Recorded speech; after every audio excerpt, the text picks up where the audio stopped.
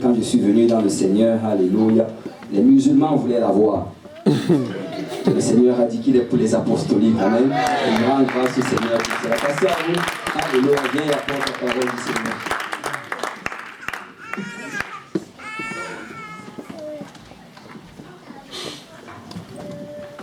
Alléluia. Est-ce qu'on peut acclamer encore une fois le Seigneur? Alléluia. Il est digne de gloire. Amen. Alléluia. Je vais vraiment finir, faire vite. Alléluia. Je n'ai pas beaucoup, ça tombe bien, je n'ai pas vraiment beaucoup de choses à dire. Alléluia. Le Seigneur a fait de telle sorte qu'on m'a mis en dernier. Il n'y a pas beaucoup de choses à dire. Amen. Alléluia. Merci beaucoup, Pasteur Lionel, vraiment pour l'opportunité d'enseigner. Et je sais que le Seigneur va vous bénir. Amen. Pasteur Yannick, vraiment, je ne sais pas pour vous, mais moi, j'ai été béni. C'était... et moi, je ne vais plus liker comme je likais avant. Alléluia. Et le Seigneur est bon. On va prier. Je vais demander à Pasteur Achille aussi d'enseigner sur l'évangélisation. Alléluia, je sais que c'était bon. La preuve, c'est qu'il y a eu beaucoup de questions. Pasteur Jean-Yves, c'était l'intendance, je crois. Je m'excuse, je n'ai pas pu être là ce matin. Je n'étais pas prêt en fait. Je n'ai pas le texte. Le Pasteur Lionel, oui, pardon. Père, nous te louons, nous te rendons grâce. Merci encore, Seigneur, pour tout ce que nous sommes en train de recevoir, Papa. Nous venons te présenter ton serviteur, le pasteur Abou. Alors, Seigneur, que tu as mis un message dans son cœur, Papa. Alléluia. Utilise-le en ce moment pour nous transmettre, Seigneur, tes oracles.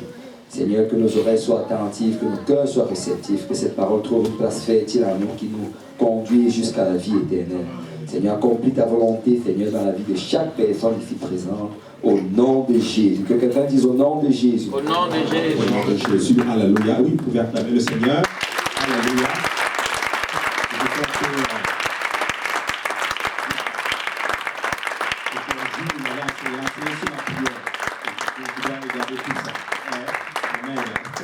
Alléluia. Et vous pouvez vous asseoir. Je suis stressé. Alléluia. Le Seigneur est bon. Juste avant, on ne va pas faire ça vraiment, je ne vais pas faire ça long, mais on va essayer juste de faire quelque chose. Est-ce qu'il y a tout le monde a son téléphone ici? Tout le monde a un téléphone cellulaire? Super. Donc, Pasteur Achille va nous expliquer. Il y a un petit concept qu'on a. Je pense que ça va nous faire décompresser aussi un peu. Alors, on va faire quelque chose. Pasteur Achille, si tu peux un peu nous expliquer un peu qu'est-ce qu'on doit faire. Amen. Alléluia. Donc, on va prendre nos téléphones, pas pour aller sur Facebook. On va aller sur menti.com. Donc, c'est meti.com. Donc, pendant que vous y allez, je vais expliquer rapidement le principe. En fait, c'est que Pasteur Abou va poser des questions, les unes après les autres. L'idée, c'est que vous allez pouvoir répondre avec votre téléphone et votre réponse va s'afficher sur l'écran. Le principe est quand même assez simple. Donc, vous allez sur menti.com, menti.com, et on va vous demander un code, pas besoin de se connecter, rien. On va vous demander un code. Le code est affiché à l'écran, je vais le lire. C'est donc 5, 9. Est-ce que tout le monde est rendu d'abord? Non, pas encore. Le code, Pasteur Achille va donner le code. Oui, je vais juste attendre que tout le monde soit rendu. Ça prend un téléphone intelligent. Avec Internet.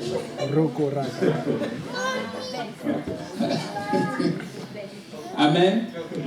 Ok, je vais donner le code juste pour qu'on gagne un temps. Donc c'est 5 9 8 3 5 9 3 2. Donc je vois qu'il y a certains qui ont déjà répondu, c'est bon. Donc 5 9 8 3 5 9 3 2.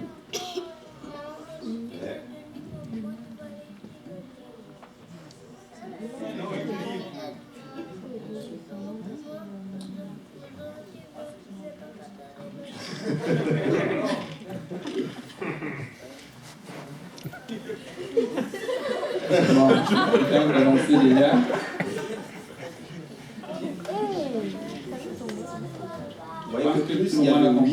Voilà, vas-y passer à Chine. Je pense que les gens ont compris le principe, c'est que plus une réponse revient, plus la réponse est des grosses. Mettons, si je prends l'exemple, Non, pas actuellement, c'est vraiment une seule réponse. Oui, vous voyez que c'est plus gros que le non, pas actuellement. Donc, ça veut dire qu'il y a plus de gens qui ont répondu oui que non, pas actuellement. Donc là, il y a, je pense qu'on retrouve à 29 contre 30.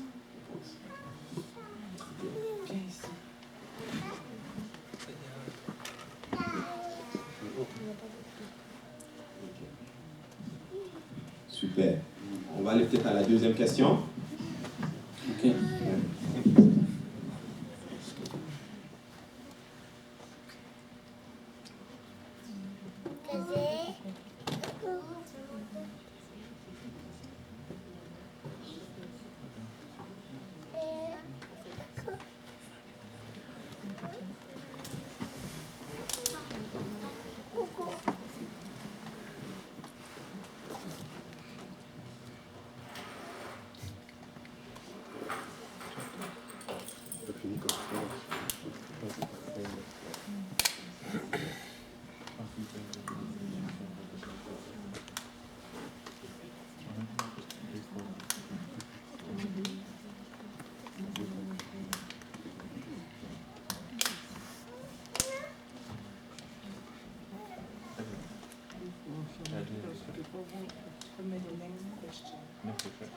Thank you for your participation.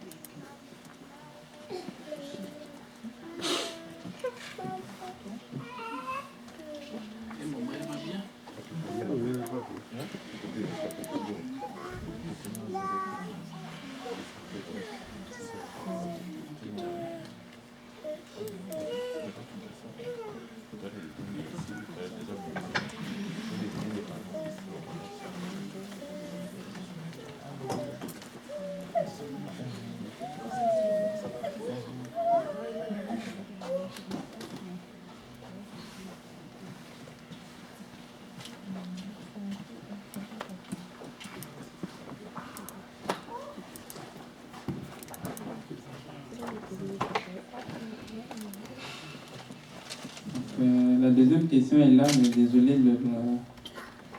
j'essaie d'effacer les anciennes réponses, mais c'est un peu long. Ah, il faut le droit. Si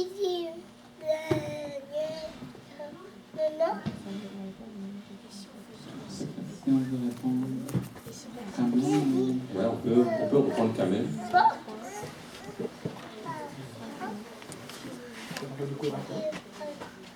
Quel est votre livre préféré dans la Bible? Psaume.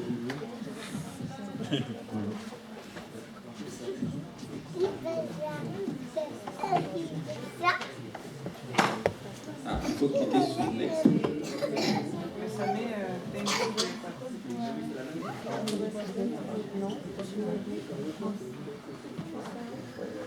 Psaume.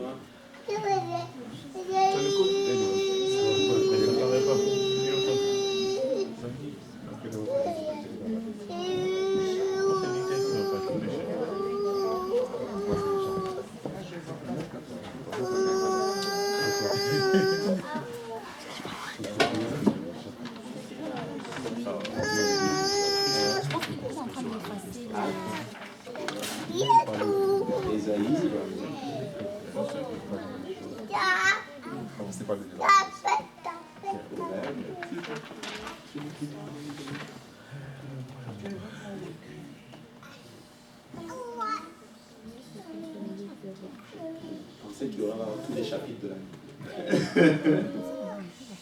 Révélation. Il y en a qui aiment l'Apocalypse.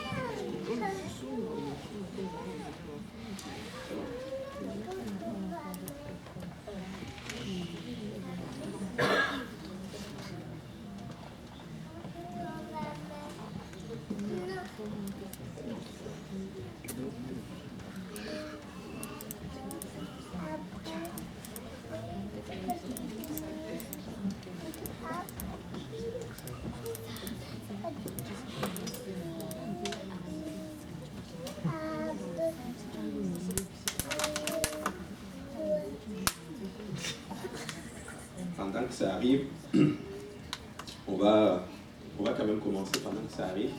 Et puis la dernière question n'est pas trop compliquée, mais vous allez voir, ça va être notre... quel est votre personnage favori? Je vois que c'est un nouveau... Désolé, on a eu des problèmes de connexion dans ce nouveau code. Un nouveau code. Je ne le vois pas ici, c'est 49 32 836. 836.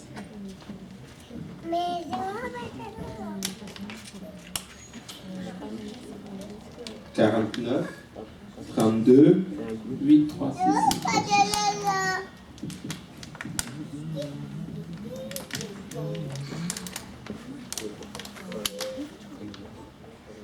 À part le Seigneur Jésus, bien sûr, je sais que lui, c'est le personnage favori. Antoché, Paul. Pour Jésus, c'est le suprême, à part Jésus. Voilà. Paul, Jésus, bon, il y en a qui l'ont dit. Joseph, David, Job, Mardoché, David, Daniel, Jésus, Bartimée,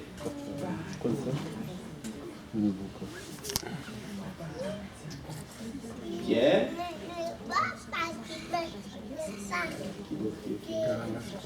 je crois que David prend beaucoup de place, hein, il devient gros. David, c'est l'un des personnages.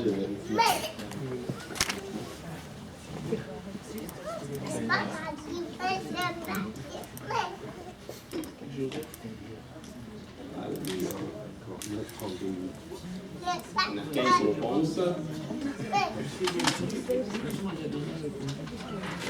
Je pense que tout le monde a voté, hein, au nom de Jésus.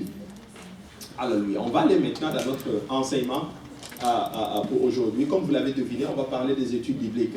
Mais c'était ce quiz-là, c'était un peu juste pour voir un peu votre connaissance de la parole de Dieu et tout, et puis par la même occasion, disons, décompresser un peu. Amen. Alléluia. Mais les études bibliques. Quelqu'un des études bibliques? Alléluia. Vraiment, ça, c'est un sujet, je ne sais pas, c'est tough quand même, c'est difficile, tu ne sais pas comment approcher cela. Alléluia. Mais je pense que le Seigneur a quelque chose pour nous. Une histoire, je vais vous raconter une petite histoire, je ne vais vraiment pas être long. Il y a de nombreuses années, le capitaine d'un vaisseau ancra son navire dans le port d'une belle île du sud du Pacifique. En fait, il avait appris que les habitants de cette île-là, c'était des anciens cannibales. Ils étaient devenus civilisés et témoignaient d'un certain intérêt pour le commerce.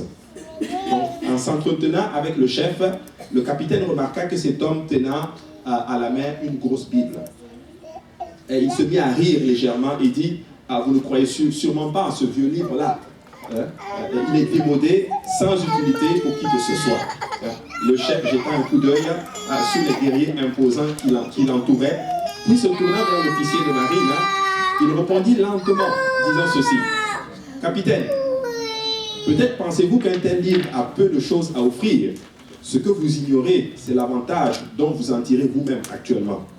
Sans ce livre qui a transformé nos vies, vous serez maintenant dans la marmite. C'était les cannibales avant. Mais ce livre a changé leur vie. Il dit: sans ce livre-là qui a changé nos vies, vous seriez dans la marmite.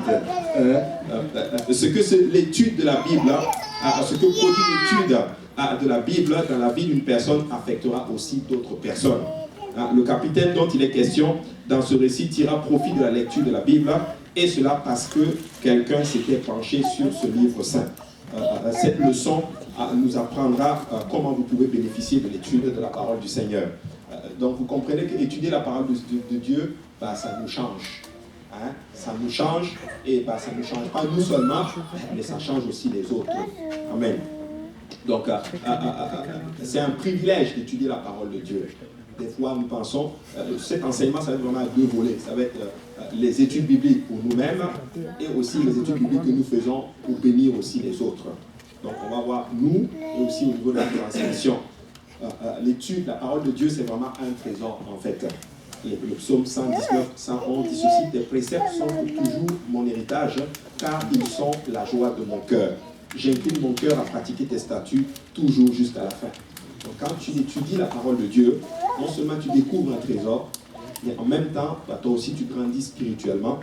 Donc ça fait partie des avantages. Donc on grandit spirituellement lorsque nous étudions la parole de Dieu. Et il y a des avantages dans la parole du Seigneur. Amen. Les premiers avantages, c'est que nous trouvons du plaisir dans la parole de Dieu. Amen. Donc, premièrement, en ce qui concerne les études bibliques, nous devons nous-mêmes d'abord être enseignés. On doit nous-mêmes avoir été nourris par la parole du Seigneur, sinon tu ne peux pas transmettre quelque chose que tu n'as pas reçu. Amen. Donc, premièrement, il y a un plaisir lorsque nous étudions la parole de Dieu. Il y a aussi, lorsque tu étudies la parole de Dieu, tu trouves la présence du Seigneur. Amen. Parce que Jean 1 et 1 dit ceci: au commencement était la parole était avec Dieu, et la parole était Dieu. Donc la parole de Dieu, c'est lui-même. Donc quand on étudie la parole de Dieu, nous sommes en train d'étudier Jésus lui-même. Donc quand tu étudies la parole, tu as la présence de Dieu. Troisième chose que nous trouvons en étudiant la parole, c'est que nous trouvons de l'encouragement. Est-ce qu'il y a des moments où vous êtes abattus? Il y a des moments où nous sommes faibles spirituellement. Il y a des moments où nous ne pouvons plus, nous ne tenons plus. Mais nous voulons nous sommes encouragés lorsque nous recevons la parole de Dieu.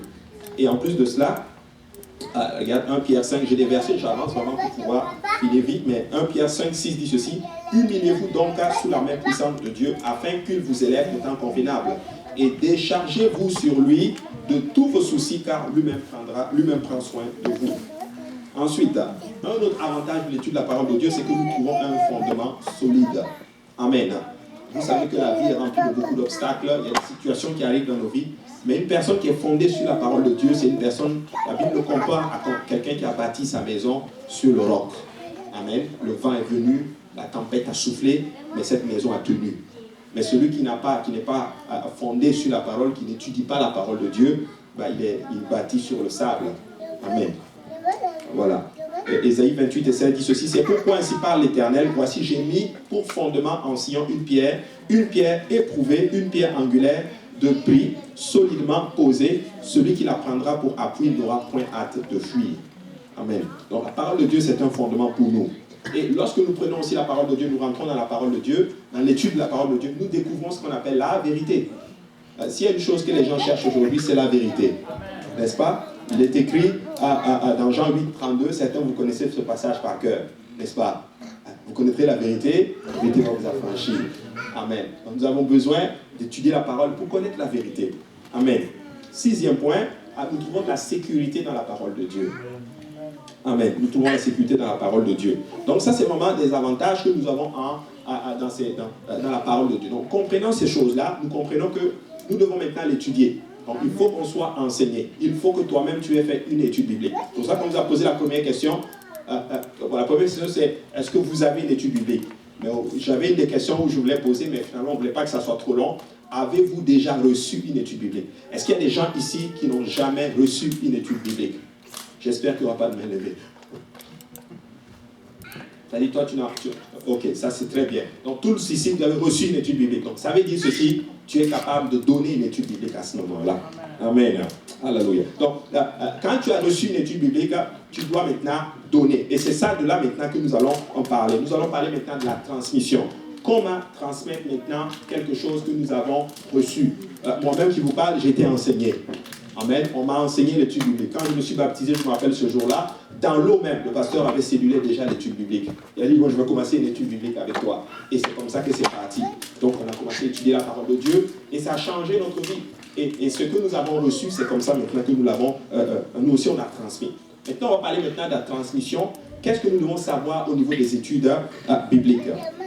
Premièrement, il faut savoir que l'une des meilleures façons de faire d'un disciple, c'est vraiment par l'enseignement. Et je crois que l'un des ministères dont nous avons besoin dans les derniers temps, c'est des enseignants, en fait. Ce n'est pas les prophètes. Alléluia. Je sais qu'actuellement, il y en a qui vont sur YouTube et qui tapent prophétie sur la Russie, prophétie sur l'Ukraine. Est-ce que la 3e guerre mondiale va arriver? Et tout. Prophétise mon futur et tout. C'est pas ça. Ce que tu as besoin de savoir, c'est que tu dois être enseigné. Être sur le fondement, comme ça, quand le vent va souffler, tu vas tenir, tu vas rester dans la présence de Dieu. Donc, première chose à savoir, si tu veux transmettre une parole, la parole de Dieu, tu dois avoir le désir de sauver une âme. Amen. Tu dois avoir le désir. En fait, et quand je parle de désir, c'est vraiment, si tu veux, c'est ça l'esprit même de l'étude biblique, en fait. Tu dois avoir le désir de sauver quelqu'un. Tu dois avoir le désir de voir une âme grandir. Tu dois avoir le désir, en d'autres termes, de voir quelqu'un à devenir solide dans le Seigneur. Alléluia. Et nous devons comprendre que les études bibliques, ce n'est pas qu'une confrontation doctrinale. Ça veut dire quoi? Ça veut dire qu'on ne vient pas pour confronter quelqu'un. Ou du moins, nous ne venons pas pour montrer que nous avons la vérité. Nous ne venons pas pour démontrer que nous connaissons. Ou du moins, nous ne venons pas en d'autres termes pour discuter. On n'est pas là en d'autres termes pour dire, et je vais même vous choquer, dire choque-nous.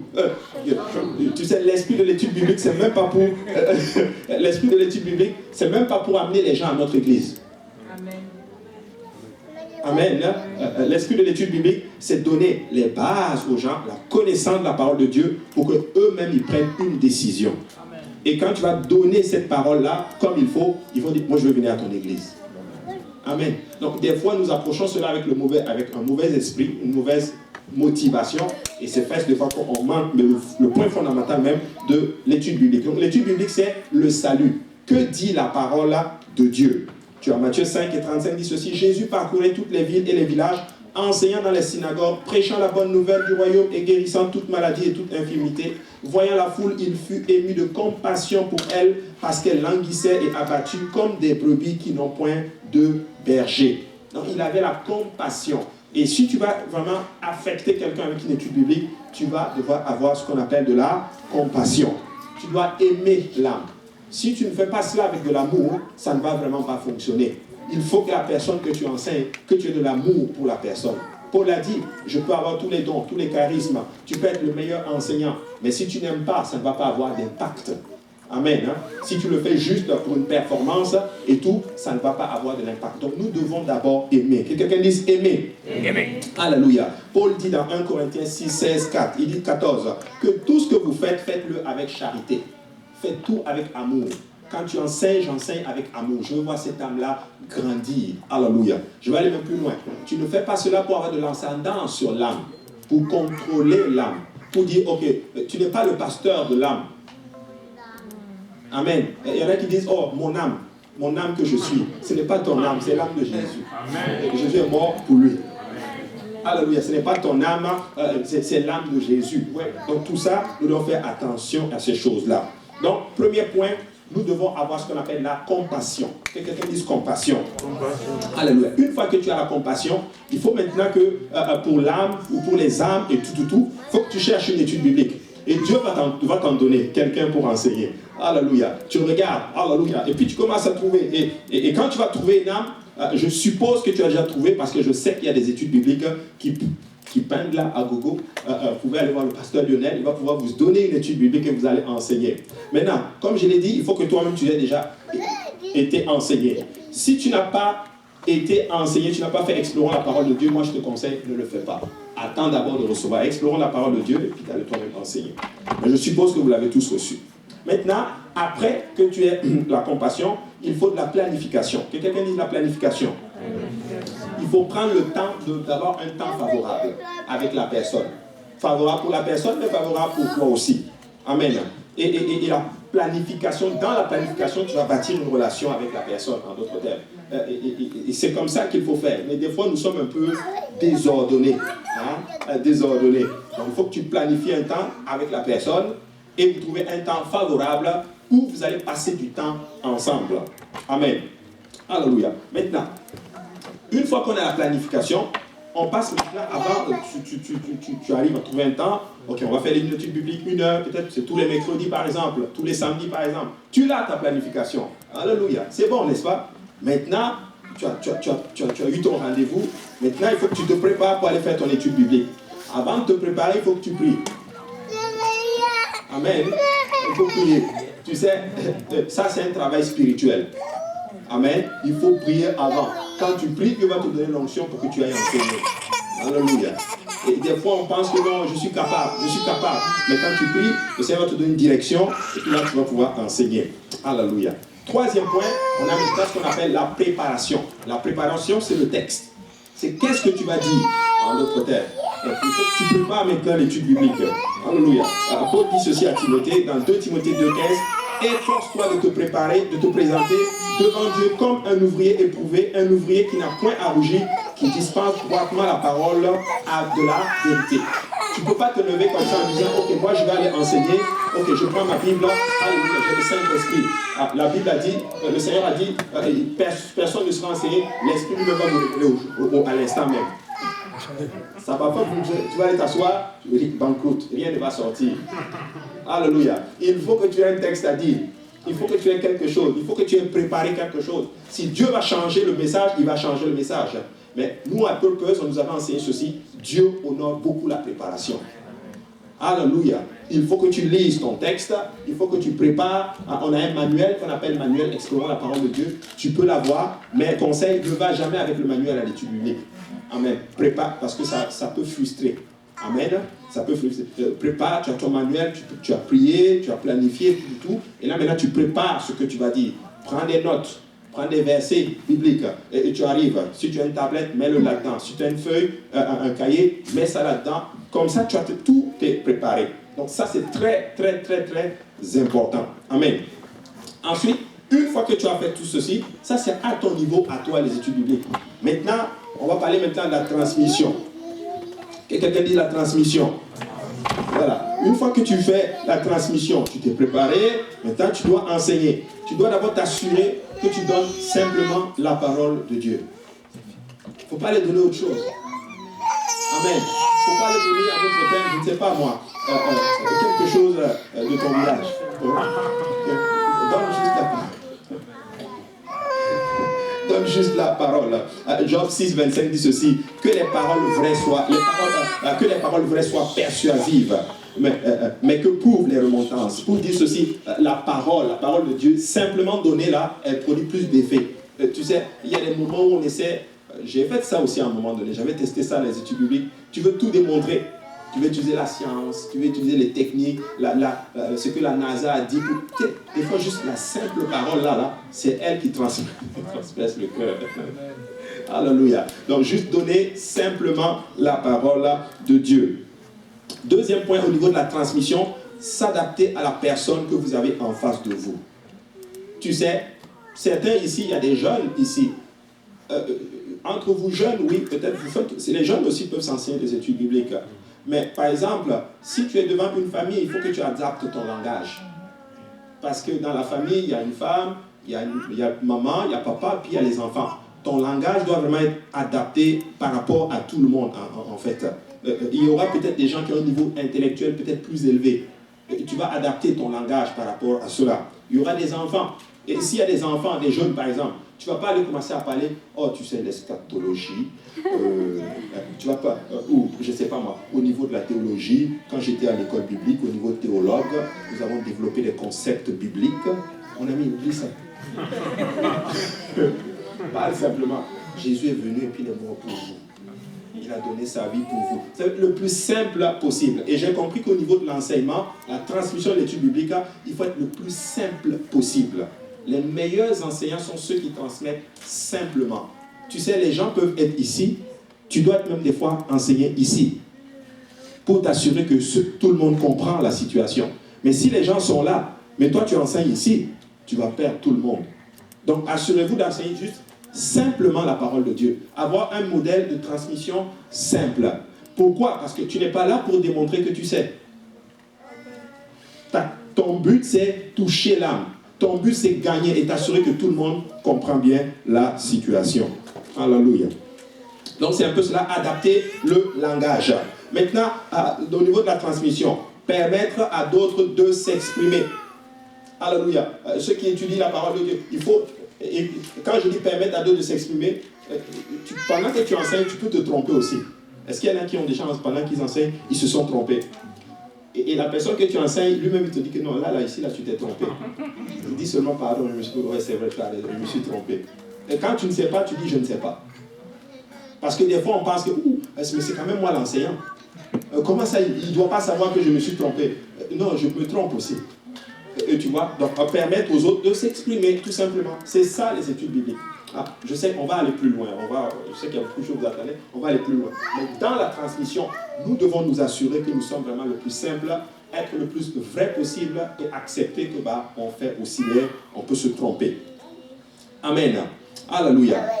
S'il y a des erreurs, pendant que vous enseignez, quelqu'un donne par exemple, oui, il faut permettre aux gens de s'exprimer, mais il faut aussi corriger quand ce n'est pas bon, mais le faire avec sagesse. Amen. Avec sagesse. Proverbe 15:1 dit ceci, une réponse douce calme la fureur, tandis qu'une parole dure augmente la colère. Vous savez, des fois, certaines personnes vont juste venir, ils vont peut-être dire certaines choses juste pour te confronter, mais ton attitude et ta façon de réagir va faire toute la différence par rapport à cela. Regardez le pasteur Kaozi, et ça c'est déjà sorti plusieurs fois, plusieurs personnes me l'ont dit. Oh, il s'énerve jamais. Quand il enseigne, il s'énerve jamais. Mais ouais, il y a des gens, les étudiants et tout, ils vont enseigner l'étude, eux-mêmes ils s'énervent avec la personne qu'ils enseignent parce que la confrontation monte. Alléluia. Respectez le temps de la personne. Amen. Si la personne te dit j'ai 30 minutes pour toi, donne 30 minutes. Maintenant que quelqu'un dise nuance. Nuance, c'est dans le sens que nous utilisons le temps pour bâtir une relation aussi avec la personne. Personnellement, moi je pense que l'étude biblique normalement, là, c'est 6 mois. 6 mois, les 12 leçons normalement sont couvertes. Mais je vais être honnête avec vous, moi je n'ai jamais fini l'étude biblique en 6 mois. Des fois 1 an, 2 ans même. Pourquoi? Je fais exprès. Pourquoi? Parce que je veux passer du temps avec la personne. Mais nuance, il faut que la personne ait du temps à te le consacrer aussi. Tu vois? Donc il faut prendre le temps avec la personne pour bâtir une relation et bâtir l'étude biblique et bâtir la confiance. Mais il faut aussi respecter le temps de la personne. Si la personne te dit je n'ai que 30 minutes, respecte ce temps-là. Fais-le même en 28 minutes ou même en 25 minutes. La personne, wow, il respecte mon temps. Tu auras plus, en fait, tu prépares plus l'étude biblique prochaine, en fait. Amen. Très important. Développer aussi ce qu'on appelle de la patience. Quand on enseigne, de toute façon, un enseignant doit être patient. Il faut être patient quand vous faites les études bibliques. Si tu n'as pas de patience là, prie que Dieu te donne la patience. Et tu vas comprendre pourquoi ça te prend de la patience. Éphésiens 4, 2 dit ceci, en toute humilité et douceur, avec patience, supportez-vous les uns les autres dans l'amour. Alléluia. Tu vas comprendre pourquoi j'ai pris ce verset. Mais nous devons être patients. Amen. Alléluia. Patience, Galates 6, 9 dit ceci, ne négligeons pas de faire le bien, car nous moissonnerons au moment convenable si nous ne relâchons point. Pourquoi pas plutôt? Pourquoi? Parce que les études bibliques, au départ, des fois, quand tu le fais, tu vas avoir l'impression que ça ne produit pas de résultat. C'est tout à fait normal. Voilà pourquoi tu dois développer de la patience. Il faut que tu persévères, que tu persévères, que tu persévères, que tu persévères, et ça finira toujours par produire. Pourquoi? Parce qu'il y a une parole qui dit que tu ne sèmes pas en vain. Vous comprenez? Donc c'est important. Maintenant, je vais juste donner quelques réalités, quelques faits réels de la parole de Dieu, pour ne pas que tu sois choqué quand tu vas avoir une étude biblique, ou que tu sois troublé, que tu tombes dans un burn-out. Première réalité. Quelqu'un dit réalité. La première réalité, c'est que tu vas être mis à l'épreuve. Dieu va te mettre à l'épreuve. Pourquoi? Parce qu'il ne va pas te donner la crème de la crème. Qu'est-ce que ça veut dire? Il ne va pas te donner la personne qui est fidèle, qui t'appelle « Oh, mon étude biblique ». Non. Des fois, ton étude biblique, là, ça va être peut-être des gens qui n'ont pas toute leur tête. Alléluia. Ça ne va pas être des étudiants comme vous. Le pasteur nous a expliqué ça au départ. Ses premières études bibliques, ce n'était pas comme cela. Une sœur est venue me voir et me dit, mais pasteur Abou, moi j'appelle telle, je suis derrière elle, je fais ceci, mais regarde, elle me méprise. J'ai dit, bienvenue au club. N'est-ce pas ma sœur? Elle se reconnaît. Alléluia. Je lui ai dit, c'est bon, c'est le Seigneur qui était en train de te mettre à l'épreuve. Mais si tu persévères avec ça, Dieu va te donner la crème de la crème. Il va te donner des gens qui ont vraiment soif. Dieu ne va pas te donner quelqu'un qui veut l'étude biblique, soif, ça, tout de suite comme ça. Là. Non. Mais ça va être souvent des gens qui vont peut-être te rendre la vie dure. Amen. Ta fidélité à l'étude biblique va être éprouvée. Il va te donner une âme. Au début, tu es enthousiaste. Et c'est vrai, nous sommes tous enthousiastes au début quand on a une étude biblique. Mais laisse-moi te dire que ça, l'enthousiasme part très vite. Très vite. Il y a des moments, toi-même, tu vas prier que la personne cancelle l'étude biblique. Que quelqu'un dise gloire à Dieu. Vrai ou faux? Est-ce qu'il y a des moments où tu as dit, j'aimerais vraiment que la personne annule l'étude biblique parce qu'aujourd'hui il fait froid, il y a beaucoup de neige dehors, je n'ai pas envie de sortir et je suis fatigué, n'est-ce pas? Ta fidélité va être mise à l'épreuve. Amen. Donc ça c'est important. Deuxième chose à savoir au niveau des réalités. Alléluia. Ta patience va être éprouvée, on en a parlé. Je vais même aller plus loin. Des fois tu vas même être trahi. Il faut que tu le saches d'avance. Quand je dis trahi, ça veut dire quoi? Tu vas investir dans une âme, mais c'est quelqu'un d'autre qui va récolter. Amen. Tu vas investir dans une âme et la personne même va te faire un coup bas. Tu vas enseigner quelqu'un et la personne va aller dire des choses sur toi. Tu vas enseigner quelqu'un et ça ne va juste pas. La personne va même pas. La personne va dire non, toi tu n'es rien. Tu vas faire du bien, tout ce que tu veux, mais la personne va te rendre le mal. Tu es en train d'être éprouvé. C'est ça les études bibliques. Mais il faut continuer. Il faut persévérer là-dedans. Troisième point ou quatrième point, des fois le diable lui-même va essayer de te tenter par une étude biblique. Amen. Il va te donner des âmes, il va permettre à des âmes qui vont venir et même des fois, je ne sais pas moi, manipuler ta compassion par exemple. Vous savez qu'il y a des manipulateurs de compassion. Ils n'ont pas vraiment besoin, mais ils vont tout faire juste pour te fatiguer. Tu dois savoir toutes ces choses-là. Amen. Des fois, ça va te coûter de l'argent pour faire une étude biblique. Amen. C'est toi qui vas aller chercher là. Pour ceux qui n'ont pas de voiture, des fois, tu vas payer ton ticket, prendre le bus et puis aller faire l'étude biblique à la personne. Je sais qu'il y a Zoom maintenant. Mais vous savez quoi? Zoom ne va pas remplacer le rapport que nous avons les uns avec les autres. Amen. Des fois, ça va te coûter beaucoup de choses. Mais si tu persévères, laisse-moi te dire que Dieu va te bénir. Et Dieu va permettre que toutes ces choses-là arrivent.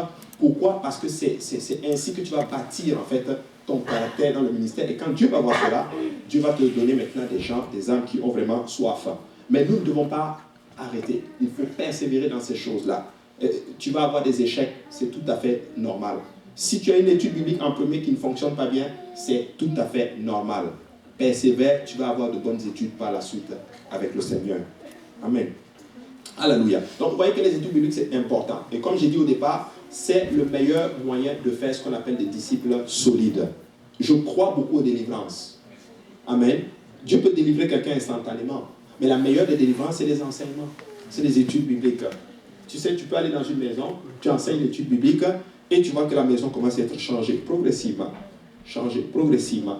Une famille alcoolique, il n'y aura plus d'alcool. On a vu déjà des familles où le père qui était alcoolique prend des bouteilles d'alcool et commence à les mettre dans les toilettes. Pourquoi? La conviction de la parole est en train d'entrer et ça fait des chrétiens beaucoup plus solides. Amen. Donc c'est important de comprendre ces choses-là. Une église doit être bâtie sur les études bibliques. L'église de Saint-Laurent et même l'église de l'Est que vous voyez, c'est les études bibliques. Personnellement, moi, si j'ai grandi, c'est les études bibliques. Amen. C'est les études bibliques. C'est ça qui a fait de moi, je dirais, qui a fait que j'ai aimé les études bibliques. J'aimais trop comment la transmission était faite. J'aimais trop la patience que le pasteur avait, la façon dont il développait les choses et la tranquillité qu'il avait, et la profondeur qu'il avait. J'aimais tellement cela. Et moi-même, quand j'ai commencé à enseigner, j'ai commencé maintenant à expérimenter quelque chose qui m'a dit, quand tu enseignes, Dieu te parle. Ah oui. Et quand j'ai commencé à enseigner, le Seigneur a commencé à me parler. Les gens viennent, ils me posent des questions, et je ne sais même pas la réponse. Mais quand il finit la réponse, quand tu ouvres la bouche, paf, le Seigneur te donne la réponse. Vous voyez? Donc, c'est important.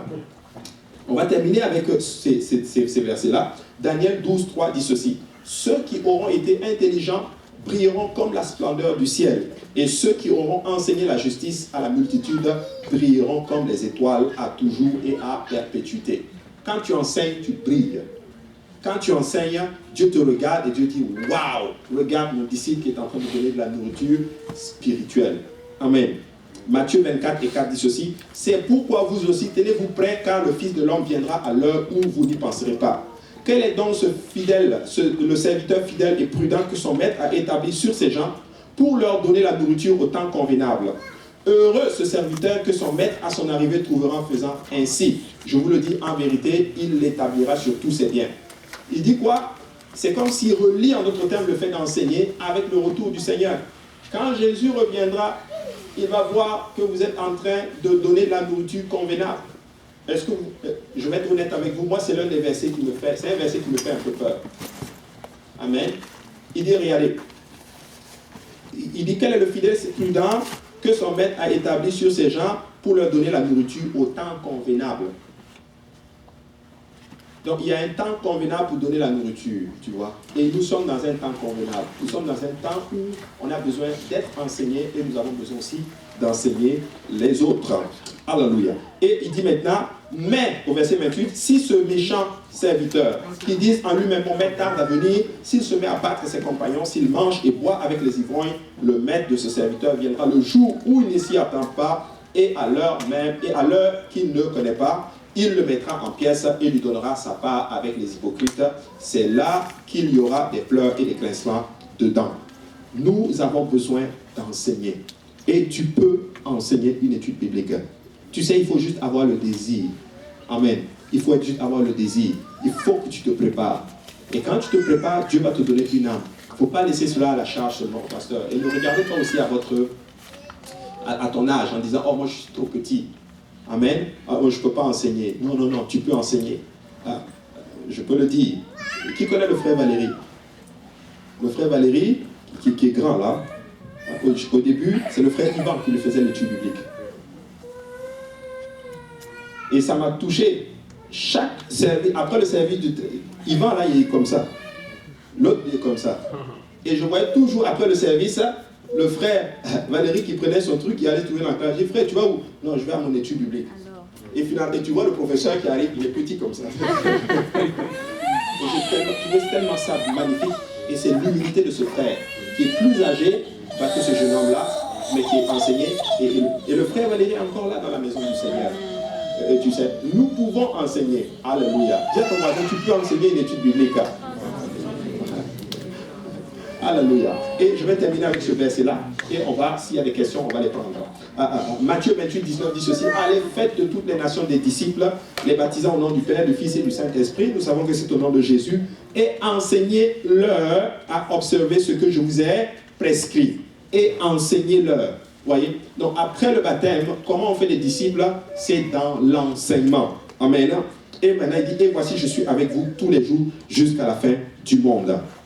Alors nous devons enseigner. Amen. Nous devons enseigner. Moi, je vais être honnête avec vous, je préfère enseigner, aller dans des maisons, enseigner quelqu'un que la prédication là maintenant. Là, tous vos visages sont sur moi. Parce que, et ça me stresse. C'est ça, non, Pasteur Lionel? C'est ça. Mais quand tu es assis avec quelqu'un, oh là là, la petite, elle est tombée.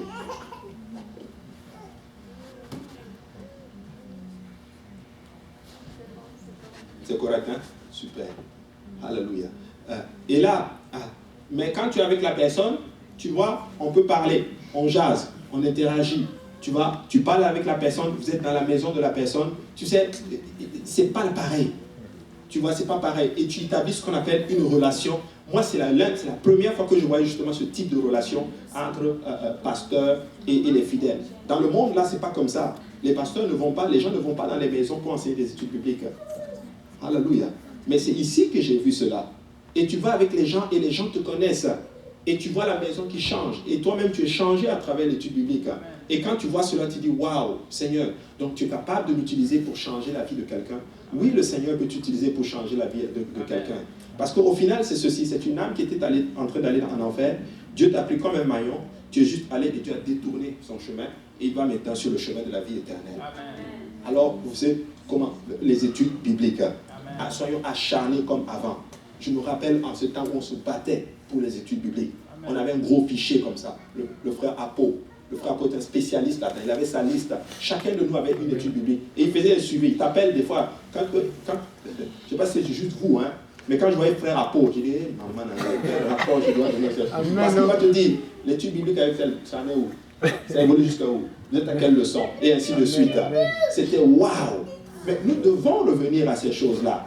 Avec la manne que nous avons, et vous l'avez, mes frères et sœurs. Vous êtes forts, vous connaissez la parole de Dieu.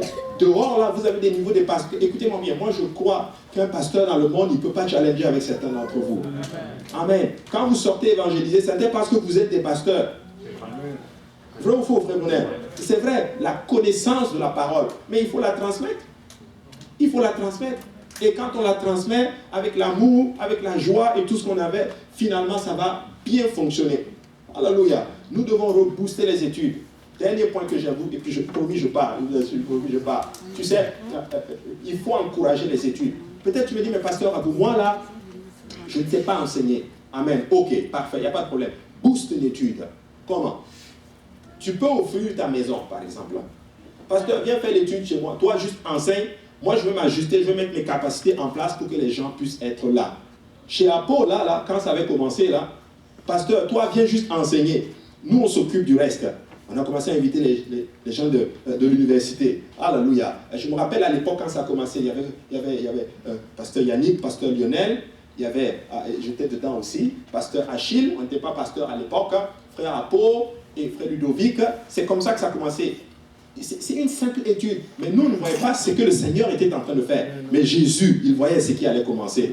On était juste assis comme ça. L'étude a commencé. Pasteur Yannick il est venu avec du poulet portugais ce jour-là. Hein? On a mangé, on était contents. Après, il est venu avec une pizza. Le dimanche, ça commence à être Apo. Vous savez comment Apo il aime la nourriture? C'est intéressant cette affaire-là. Alléluia. Et comme par hasard, on commençait à avoir les capacités, ont commencé à se développer. Alléluia. On dit, bon, ok, Pasteur Yannick, sa poche a commencé à être un peu dure. Il dit, les gars, si on cotisait maintenant, alléluia. Mais vous savez quoi? L'Esprit était déjà là. L'Esprit de Dieu nous avait déjà saisis. Tout le monde voulait maintenant s'impliquer. Tout le monde voulait s'impliquer. Les gens disent, ok, moi je cotise. On a commencé maintenant à préparer. Et on a commencé à voir maintenant la capacité du frère Ludovic en cuisine. Alléluia. Et là, les crêpes. Pasteur Lionel a commencé à faire les beignets. Alléluia. Et il prend la marmite comme ça, là, il te tourne ça comme ça. Et les beignets ont commencé à sortir. Et c'était juste waouh. Et vous savez quoi? Il commençait à avoir un esprit de force, d'amour, de solidarité entre nous. Et la maison de Apo était devenue, si tu veux, notre chambre haute. Il y a des moments où on ne rentrait même pas chez nous. parce que le pasteur était là, on faisait des questions, et lui-même en tant qu'enseignant, ça commençait à le booster, à se dire, oh, il y a une manne ici. Et là, ça commençait à monter un peu. Le pasteur a commencé aussi à venir avec des gens. C'est là que le frère Simplice aussi avait commencé à venir. Son témoignage est fort. À ce moment-là, il déprimait aussi. Il nous raconte son témoignage, vrai ou faux? Il dit qu'il rentrait chez lui avec des casiers de bouteilles de bière. C'est vrai? J'ai ta femme à côté, mais c'est vrai, c'est pas vrai. C'est le passé, c'est le passé. C'est ça. Et elle a commencé maintenant, et ça a commencé à monter. Les gens commençaient à venir. Et pasteur Serge aussi commençait à être là aussi. Alléluia. Lui aussi, il est venu les baigner. Tchac, tchac, tchac. Ce petit appartement de 3,5 pouvait prendre quoi? Une quarantaine de personnes à peu près. Une quarantaine de personnes. C'était juste waouh. Et là, le Seigneur a commencé à bouger. On s'est dit, oh bon, il faut qu'on commence à inviter des gens. On a commencé à attaquer l'Université de Montréal. L'esprit d'évangélisation du frère Achille, moi je pense que c'est dans cet appartement que le Seigneur a commencé à dispatcher les dons. Amen. Un esprit d'évangélisation sur le frère Achille, paf, comme cela. Et il a commencé à inviter les gens. Et puis les gens venaient. Les gens de Saint-Laurent venaient. Et tout. Et puis on s'est dit, bon finalement, pasteur, ce qu'on va faire, on va commencer à faire la nourriture. Toi, tu viens enseigne seulement. Et c'est parti comme cela. On fait des frères, on faisait la cuisine. Et puis un jour, on était chapeau. Et puis on a fait un constat, une remarque. C'est pas normal qu'il y ait seulement que des frères. Il n'y a pas de sœurs ici. Amen. C'est ça, non? Il n'y avait pas de frères, il n'y avait pas de sœurs. C'était juste que des frères. On s'est dit, bon, il faut qu'il y ait des sœurs parce qu'on ne va pas cuisiner non plus tout le temps. Là, et on a commencé à prier. Et après, on a commencé à évangéliser. Et puis la sœur Aurélie est arrivée. Amen. Vrai ou faux? Amen. La sœur Chamira est arrivée. La sœur, j'ai oublié encore. Viviane. La sœur Viviane est arrivée. Les sœurs ont commencé à venir tranquillement comme cela. Et là, cette étude biblique a commencé à grossir. À un moment donné, on était obligé de prendre, comment on appelle cela, le ventilo pour enlever la fumée de la nourriture. Tellement c'était juste, wow. Les gens venaient juste, on ne sait pas, est-ce que c'est la nourriture wow, qui venait pour manger? Mais une chose est sûre, le nombre de personnes qui ont été baptisées à travers cette étude biblique était juste, wow. Alléluia. C'était juste magnifique.